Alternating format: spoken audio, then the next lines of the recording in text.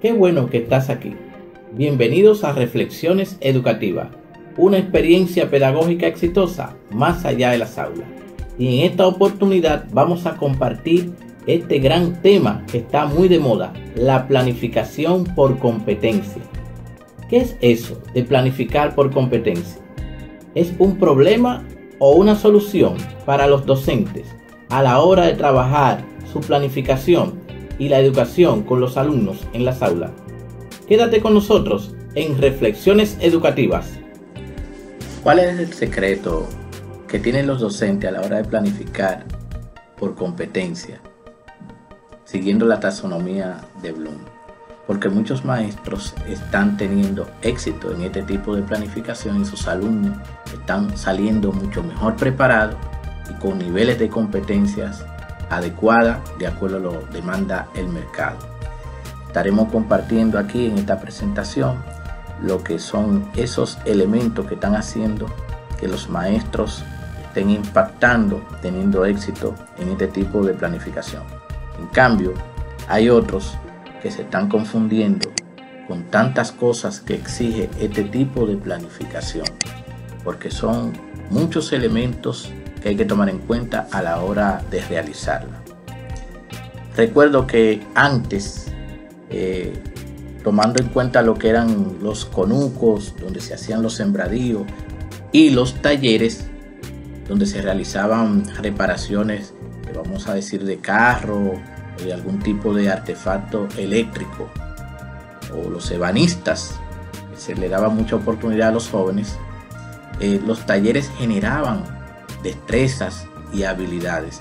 Yo recuerdo cuando nos mandaban en las tardes o cuando, dependiendo del horario en que uno estudiaba, te mandaban: vete muchacho a ayudar en el taller, porque sabían que en el taller a uno le iban a poner a desarrollar diferentes tipos de trabajo y actividades, y también uno se iba a ir preparando, y al mismo tiempo era un espacio para uno recibir una disciplina a nivel laboral, uno se iba completando.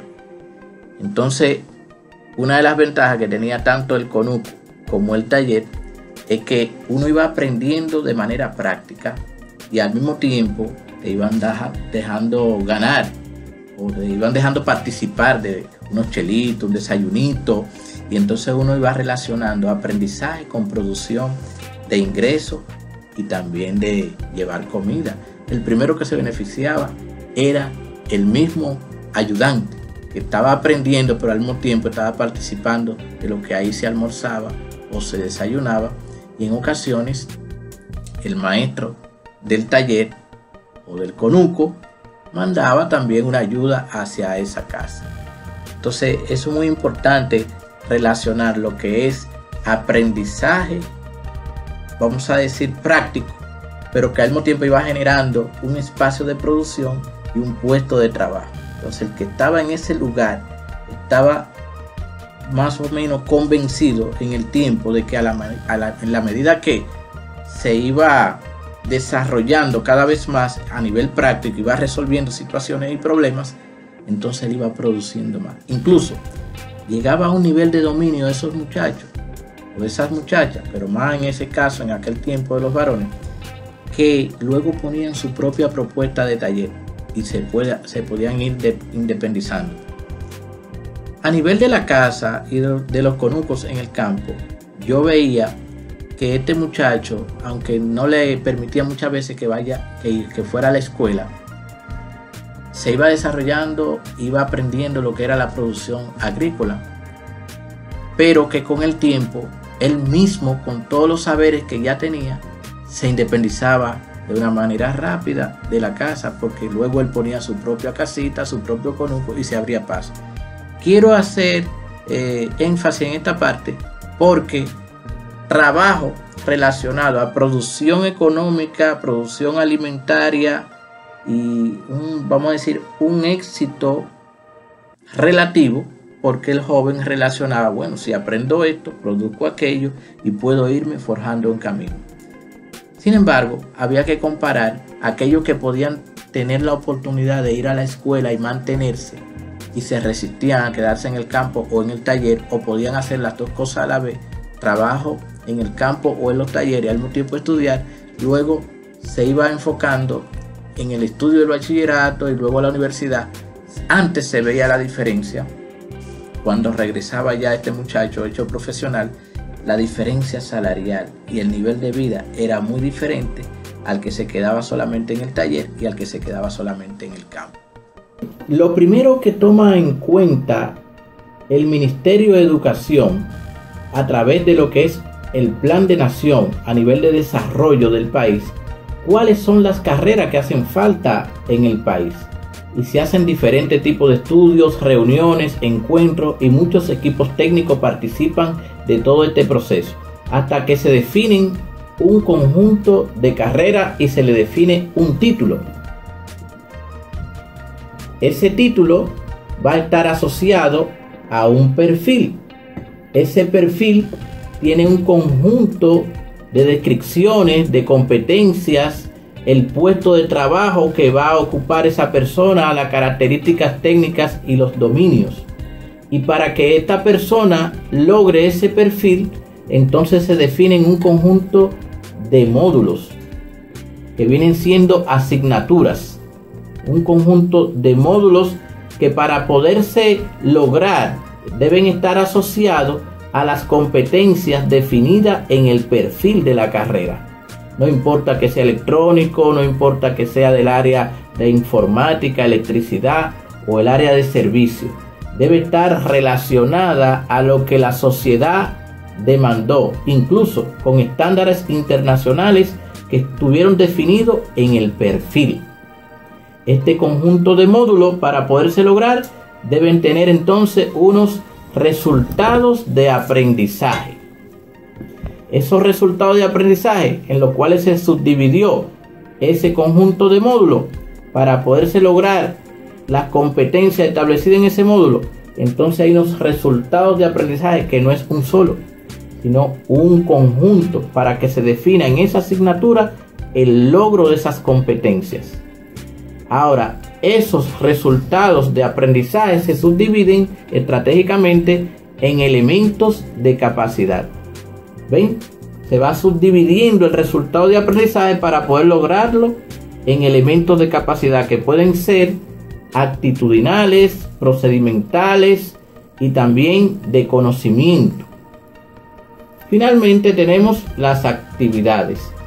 Las actividades no son menos importantes, porque es a través de las actividades que se van a ir logrando los pequeños subobjetivos, los elementos de capacidad. Tenemos también que se va a ir logrando gradualmente el resultado de aprendizaje para que ese módulo entonces esté satisfecho y pueda dar respuesta al perfil de ¿qué? De una carrera. Pero donde la cosa se pone buena y para algunos se nos complica es cuando nos dicen que todo este proceso tenemos que lograrlo a través de los niveles de Bloom. Primer nivel de Bloom, el conocimiento. Luego, la persona comprende. Luego que comprende, puede entonces aplicar los conocimientos. Aquí tenemos el nivel de análisis, siguiendo a Bloom, y tenemos que la persona, después que analiza, sintetiza y finalmente evalúa para tomar acción y decisión. Este proceso va a estar permeando toda la planificación. Especificar que en el nivel medio del bachillerato técnico, los niveles de Bloom que se van a exigir para poder determinar que esa persona es competente van a ser los 3 primeros niveles. Conoce, comprende y aplica al lado de una supervisión. Porque muchas veces a los jóvenes le exigimos todos los niveles de Bloom como si ya fuera un nivel de ingeniería o doctorado. Pero no está de más que conozcamos los 6 niveles de Bloom. Conoce, comprende, aplica. Aquí está, analiza, sintetiza y evalúa. Quiere decir que la planificación por competencia puede constituirse en una propuesta de solución, pero a la vez, si no tomamos en cuenta todos estos detalles, se nos convierte en un caos, en un problema que puede ser más lazar que el chivo. para lograr ese título y que tenga un perfil y que esos módulos estén satisfechos, tenemos que lograr los resultados de aprendizaje a través de elementos de capacidad con actividades realmente creativas, que a través de lo que planteaba Bloom, que uno aprendía a través de lo afectivo, de lo psicomotor y de lo que era lo actitudinal. El nivel cognitivo, el nivel psicomotor y actitudinal que planteaba Bloom se ven a través de todas estas etapas a la hora de desarrollar una planificación por competencias. Quiere decir que el producto que se está demandando debe ser bueno, que domine tanto en lo actitudinal, en el saber ser y estar con los demás, y también en el desempeño. Pero al no tomar estos elementos en cuenta, se nos puede convertir esto en una cosa o en otra, menos el logro de una planificación por competencias a través de los alumnos para lograr el título de una carrera. La planificación por competencia, entonces, cuando se traduce a la escuela, puede convertirse, a diferencia de aquel tiempo, en un problema o a la vez una solución. En un problema, cuando este muchacho que ya se gradúa de un oficio determinado, aunque ya tiene la destreza y tiene los saberes y tiene los dominios, muchas veces la nación no le está garantizando el puesto de trabajo. A diferencia de esa pequeña experiencia anterior de la que yo le hablaba, de que él iba inmediatamente produciendo ingresos, iba llevando mejor alimentación propia y también a su casa. Pero hoy día no todo el que se gradúa en un politécnico tiene un puesto asegurado desde el punto de vista de la planificación de los gobiernos y del Estado. Eso no quiere decir que hay que dejar de estudiar por eso, pero hay que llamar la atención en ese sentido. Ahora, ¿por qué la planificación por competencia pudiera convertirse en un problema? Por la cantidad de elementos que hay que tomar en cuenta en un aula de un muchacho que uno lo recibe 8 horas y que tiene que trabajar como si fuera un taller, como si fuera una empresa dentro del aula, y poder ir logrando estos niveles de dominio, de destrezas y de relaciones entre ellos para que puedan luego aprender un oficio. Entonces, en ese sentido puede ser un problema. Ahora, ¿cuáles son los elementos que se toman en cuenta para la planificación por competencia? El currículo lo proporciona el mismo ministerio. El ministerio nos proporciona una cantidad de módulos que se dividen en unidades didácticas y estos a su vez en resultados de aprendizaje. Eso viene definido por el Ministerio de Educación, o dependiendo del país en donde se esté desenvolviendo, la entidad encargada de la educación define esto de manera escrita y eso no se puede variar. Tanto el módulo como la unidad didáctica y el resultado de aprendizaje viene proporcionado por el ministerio. Ahora, los elementos de capacidad, las actividades de aprendizaje, de enseñanza-aprendizaje, los desarrolla ¿quién? El maestro. Ahí el maestro tiene que poner su conocimiento tanto de la metodología como las diferentes estrategias y actividades que él pueda, según esa realidad, desarrollar a partir de lo que ya el ministerio le entrega. Y hay unos criterios que sí lo entrega a nivel general el ministerio, pero es uno el que debe desarrollar las evaluaciones y los instrumentos de evaluación de las actividades de acuerdo a esos criterios que nos entregaron. Para que la planificación no se le constituya en un problema y más bien se le constituya en una solución, muchos maestros siguen 6 etapas para realizar su planificación antes de la ejecución y lograr competencias en los alumnos. Tenemos una primera etapa que es las preguntas para analizar el contexto educativo, una visión de largo y corto plazo de los resultados de aprendizaje que están dentro de los módulos, un proyecto o 2 por cada resultado de aprendizaje que pueda integrar todo el resultado de aprendizaje a través de diferentes actividades, a través de un proyecto práctico, la calendarización real y estructurada según Bloom de todas estas actividades para lograr las competencias, y la socialización de la planificación, que incluye el equipo de gestión, los alumnos, los padres y los compañeros. Finalmente, la evaluación y ajustes y cambios que provienen de la socialización de la planificación con el equipo de gestión cuando hace algún señalamiento, algún ajuste con respecto a los padres y los alumnos, y los propios compañeros de trabajo de confianza que uno tiene sinergia con ellos y comparte algún tipo de estrategia. Ellos pueden aportar alguna sugerencia o alguna estrategia que pueda estar también dándole resultado a ellos, y uno puede integrarlo también a la planificación de uno, ¿por qué no? Por eso uno está abierto a evaluar su planificación de manera constante, hacerle ajustes, hacerle cambios, porque hay que adecuarla a una realidad educativa. En resumen, hay 6 pasos que uno da antes de ejecutar esa planificación. Ahora, la pregunta para analizar el contexto son bastante. Este conjunto de preguntas que vemos aquí están recogidas normalmente en el cuadro o estructura misma de la plantilla, donde uno llena la planificación, donde uno se puede preguntar cuál es la familia profesional a la que pertenece el módulo o asignatura, cuál es la carrera o título, eso está dentro de la plantilla, cuál es el perfil de esa carrera, que está dentro del compendio que nos da el ministerio, cómo se llama ese módulo naturalmente, cuál es el código que el MINER asignó a ese módulo, cuántos resultados de aprendizaje RA tiene para un año escolar ese módulo, porque ahora un módulo no solamente dura un cuatrimestre, sino que dura 2 cuatrimestres, es decir, un año. Y ahí hay un conjunto de resultados de aprendizaje para trabajar todo ese módulo.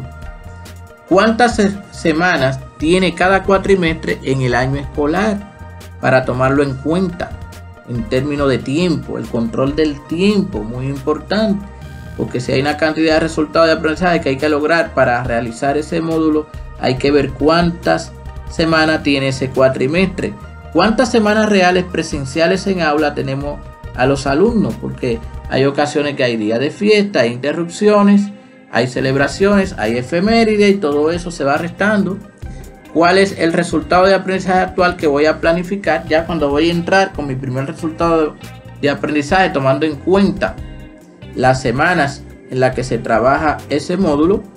En cuántos elementos de capacidad lo dividiré ese resultado de aprendizaje, si en conceptual, procedimental y actitudinal, porque en la planificación hay que tomar en cuenta esos 3 aspectos: la parte conceptual, la parte de los procedimientos y la construcción de proyectos, y la parte de las relaciones y la disciplina entre los alumnos, de los alumnos hacia el maestro y entre ellos mismos, y las mismas normas del centro y cómo aprenden a trabajar en equipo.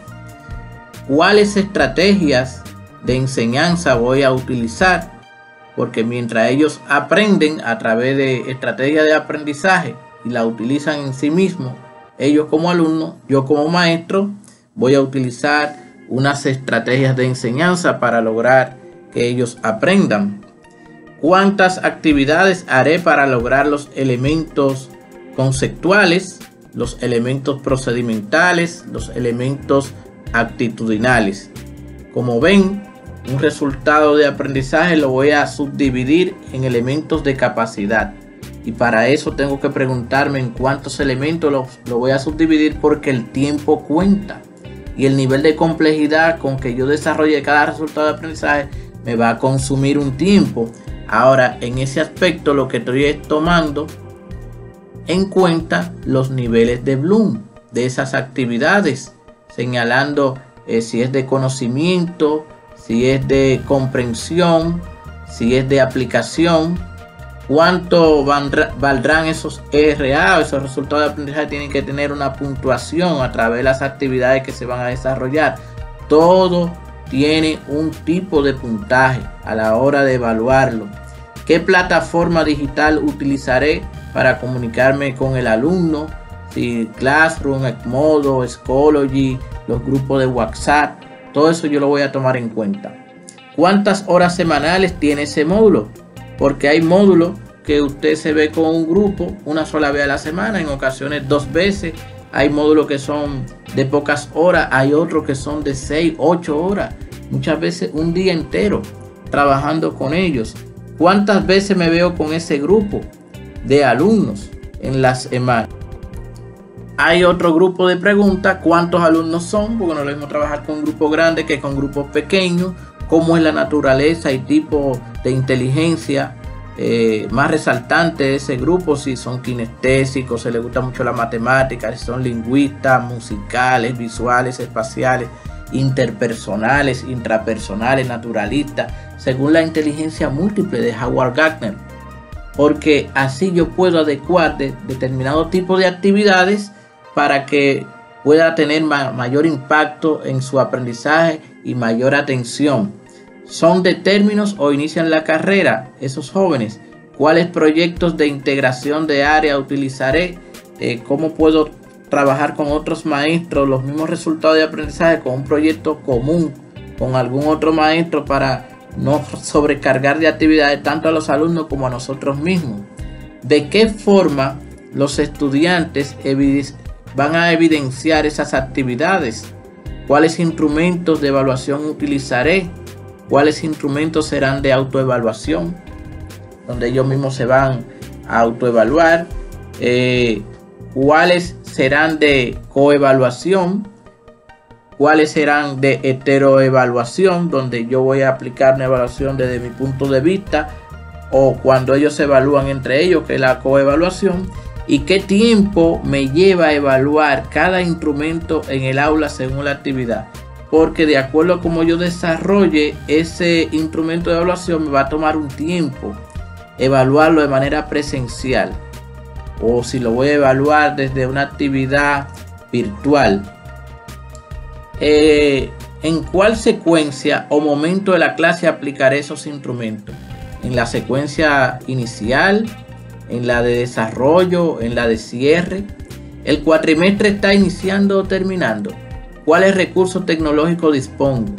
¿Cuál es la realidad económica de esos alumnos? Muy importante, porque a veces uno prepara unas actividades que no son sostenibles por esos padres y por esos alumnos. ¿Cuál es la realidad económica del centro? Hay centros que tienen un nivel de equipamiento y una disponibilidad de recursos que no tienen otros. ¿Cuál es el nivel exigido por el centro en cuanto al régimen de consecuencias para los que se quedan sin lograr las competencias? ¿Qué pasa con los alumnos en ese centro cuando ellos no logran la competencia? ¿Se quedan ahí? ¿O los sacan de ese centro para que se puedan trasladar a otra carrera o a otro centro? Porque eso genera mucho inconveniente cuando uno no está claro con el nivel exigido por el centro mismo. ¿Cuál es mi condición de salud actual para ejecutar esta planificación?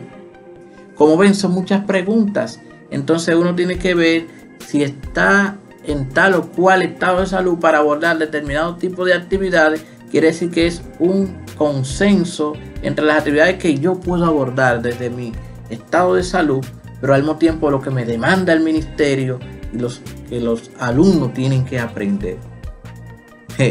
No es fácil, pero hay que hacer el trabajo. Aquí tenemos un cuadro donde podemos visualizar, tener una mirada del resultado de aprendizaje, una mirada a largo plazo y una mirada en un día, que pudiéramos decir en el corto plazo. ¿Qué ve un maestro en cuanto al resultado de aprendizaje? Sabemos que el resultado de aprendizaje le da respuesta junto con otros resultados de aprendizaje al módulo, y que un módulo no se logra con un solo resultado de aprendizaje. Ahora, ese resultado de aprendizaje va a consumir un tiempo.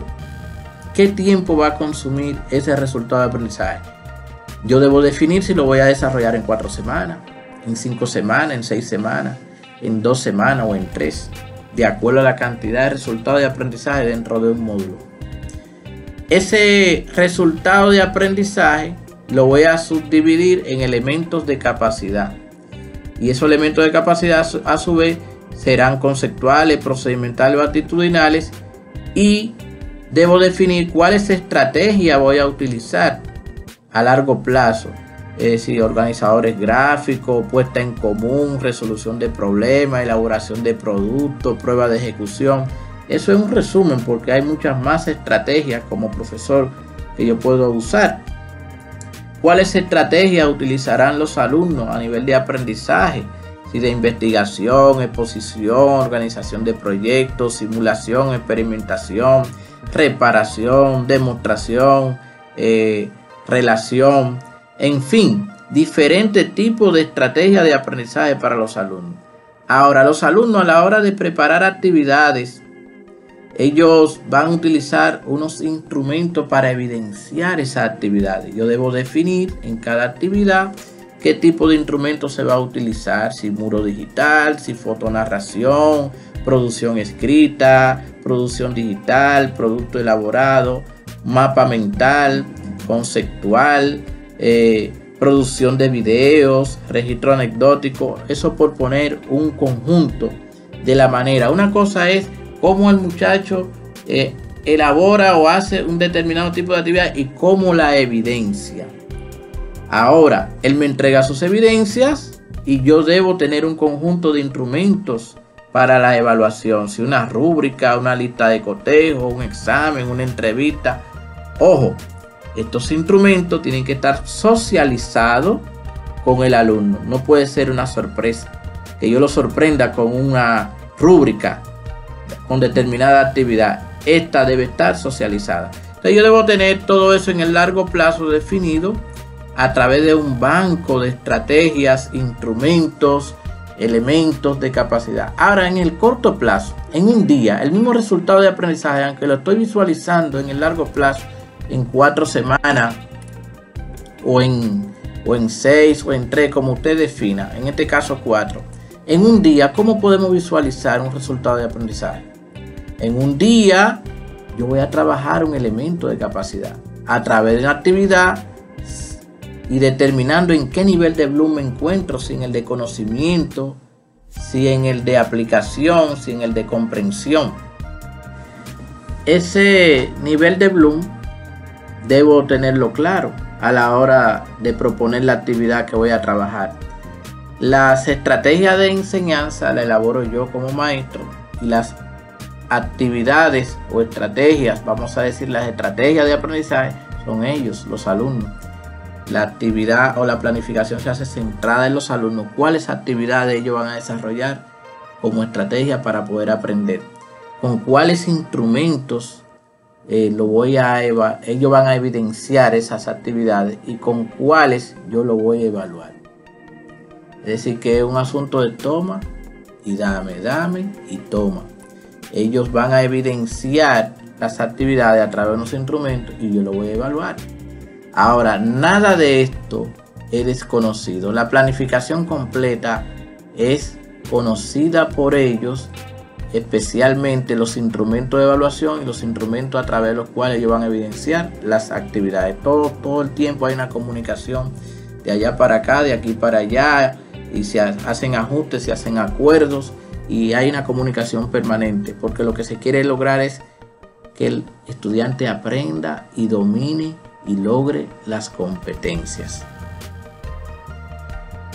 Bien, el proyecto transversal integrador del resultado de aprendizaje es una propuesta que algunos maestros están haciendo de que, como no se trabajan los contenidos de manera secuenciada como antes, muchas veces trabajar un contenido secuencialmente como se hacía antes no va a permitir que se desarrollen en el tiempo actividades prácticas que permitan el logro de las competencias. Entonces aquí el maestro tiene que evaluar cuál proyecto para ese resultado de aprendizaje puede contener la mayor cantidad o atravesar la mayor cantidad de contenidos y provocar la cantidad de actividades necesarias que desarrollen el elemento de capacidad que dé al traste con la competencia. Eso es muy importante. Incluso hay maestros que trabajan en ese sentido al revés. Ellos definen primero, a partir de la competencia, 1 o 2 proyectos, que a través de la realización de ese proyecto puedan integrarse y generarse las actividades necesarias que lleven a los alumnos a tener conocimiento pleno de los contenidos y dominio de los procedimientos, y les genere entre ellos relación a nivel de equipo de trabajo, y se hace mucho más divertido, y al final hay una evidencia de un producto logrado en el curso y junto al maestro. Eso es una cosa que genera una energía entre el maestro y los alumnos al estar construyendo y logrando un propósito de un producto tangible que se va a lograr físicamente y que va generando. Ahora hay que tener claro cuáles son los contenidos que hay que tener pendientes para irlo aprendiendo, que el mismo proyecto lo va a ir señalando. Un ejemplo de un nombre de proyecto, por ejemplo, uso de aparatos de medida en el mantenimiento de un inversor de laboratorio.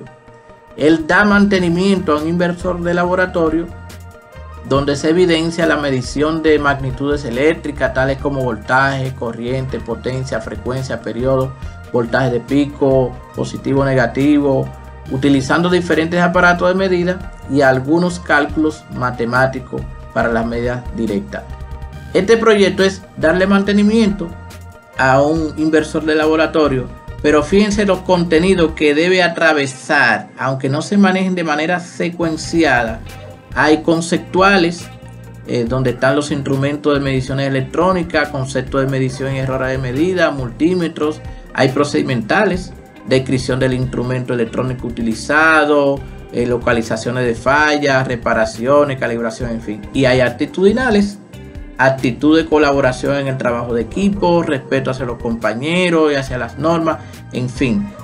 Esto antes se trabaja muy secuencialmente, pero si se trabaja ahora secuencialmente, estos contenidos no da el tiempo para desarrollar actividades prácticas que logren productos que al final de cuentas lo que demanda la sociedad es que el individuo pueda desempeñarse y resolver algunos problemas puntuales, aunque sea acompañado de un supervisor.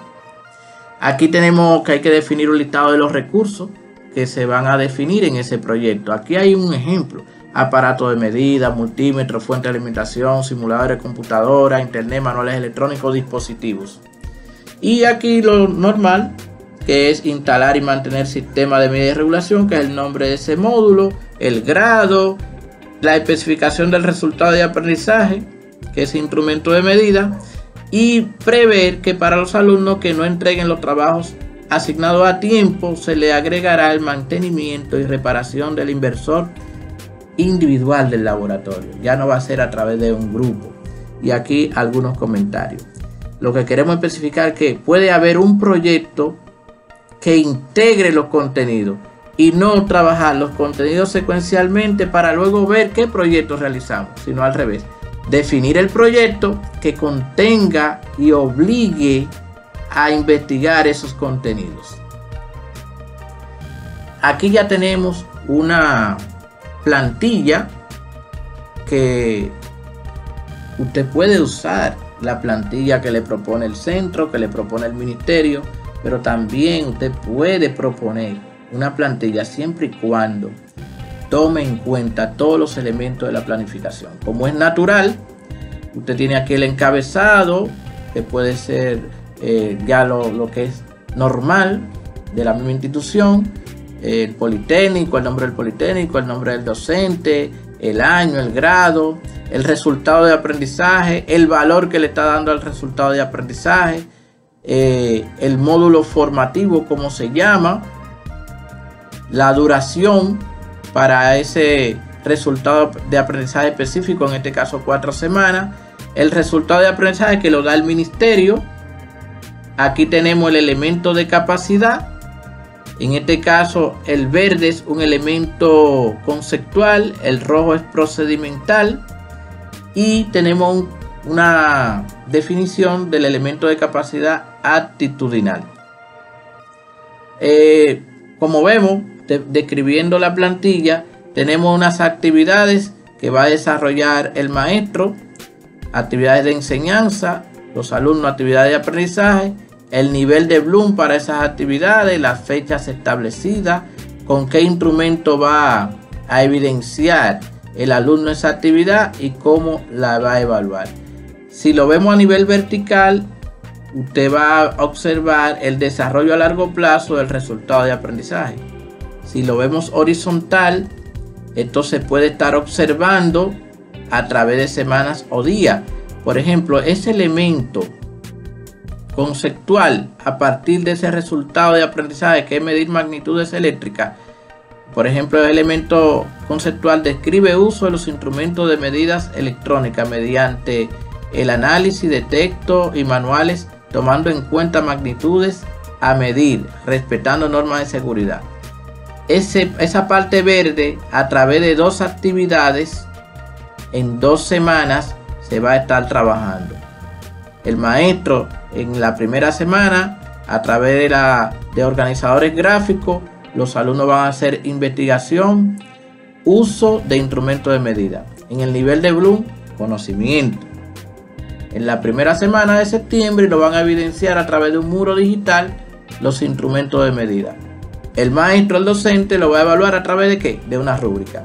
Todo esto debe estar comunicado, socializado con el alumno. El alumno no desconoce esto. Una característica de esta planificación es que la planificación tiene que estar continuamente socializada, tanto a nivel horizontal, de lo que se tiene que hacer en un día o en una semana, como a nivel vertical.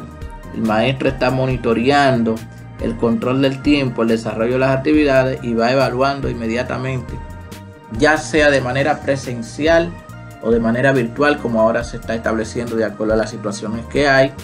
El maestro establece un tiempo para ejecutar esas actividades. ¿Por qué? Porque él, con ese resultado de aprendizaje sumado a otros resultados de aprendizaje, debe lograr las competencias que se establecen en el módulo completo, en el módulo que recoge, mírenlo aquí, instalar y mantener sistemas de medida y regulación. Él debe ir construyendo esa competencia que está asociada en el perfil de la carrera con ese resultado de aprendizaje que está individual, pero en conjunto con los otros se va a ir logrando semana tras semana a través de los elementos de capacidad que le van a dar respuesta al resultado de aprendizaje, unas estrategias que usa el maestro y unas actividades que desarrolla el estudiante en unos niveles de Bloom establecidos en fechas claramente definidas a través de evidencias que él tiene que entregar y los instrumentos que el docente debe utilizar para evaluar. ¿Dónde está entonces el secreto docente a la hora de planificar por competencia?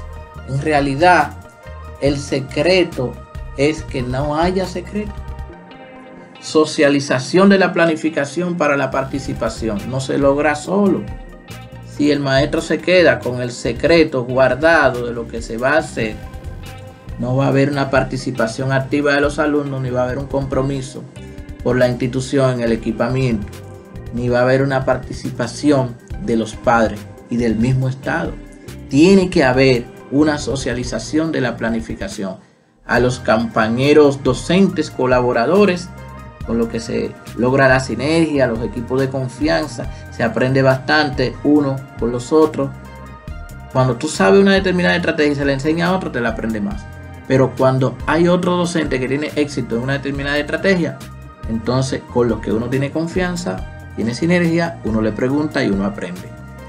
El equipo de gestión, hay que socializar la planificación, porque tú no puedes hacer una planificación a espaldas de ese centro si no se cuenta con unos equipos tecnológicos o determinados recursos humanos o ciertas limitaciones que tiene el centro, ciertas reglas de cosas que no se pueden hacer. Y con los alumnos, con ellos, al socializar la planificación, entonces uno logra la coparticipación de ellos y que ellos se empoderen a tal grado que ellos sean los que lleven el control de todo lo que hay que hacer, para que ellos sean monitores, incluso los más aventajados se puedan ir convirtiendo en maestros de otros compañeros que se van quedando rezagados.